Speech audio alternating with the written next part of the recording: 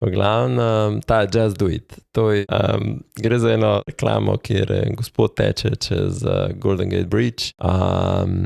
In on v bistvu vsak dan 17 mil preteče in na koncu ta Just Do It. Ampak odkje je pravzaprav to, da če izhaja, kaj so naredili? V bistvu v tistem obdobju, to se pravi, to so 80. leta, je Reebok rastel, sploh na področju aerobike, podobnih košarke in vsega tega. In Nike je dosti stagniral tukaj s prodajo in pa so pač takrat bi že veliki ponudnik tako, in pač mesto tudi najeto marketinško agencijo, eno večjih. In pa so te naredili pač oglase za vsak nek šport posebej in pa se je ta vodja, solastnik te agencije pač spomnil, da smo to raben slogan, da bi vse to skupaj povezal, ne. In pa tukaj pa rata ta zanimiva stvar in on se spomni nekega serijskega morilca, ne.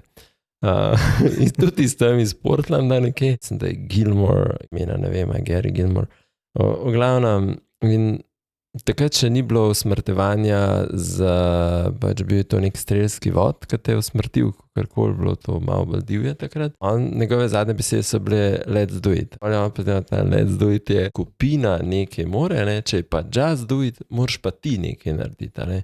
Se pravi, se pa ti kot posameznik rečeš, jaz bom zdaj nekaj naredil, jaz bom zdaj dosegel. In to velja, ta let's do it je lahko skupinska mentaliteta, just do it je pa tako, vsak naredi sam po svojih zmožnostih in to velja pa lahko za, ne vem, Michaela Jordana, ki je top v NBA-ju, do nekoga, ki je danes začel teči, ne, in reče, naredim teh prvih nekaj korakov. V bistvu niso prodajali več sam zgodbe, imamo najboljši odziven čevelj, bla, bla.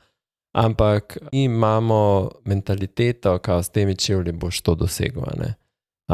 Ta del se mi zdi, da športnik ni zdaj nek profesionalec, ampak športnik je lahko v bistvu vsak, ki se je odločil sam, da začne pa da nekaj naredi, ne.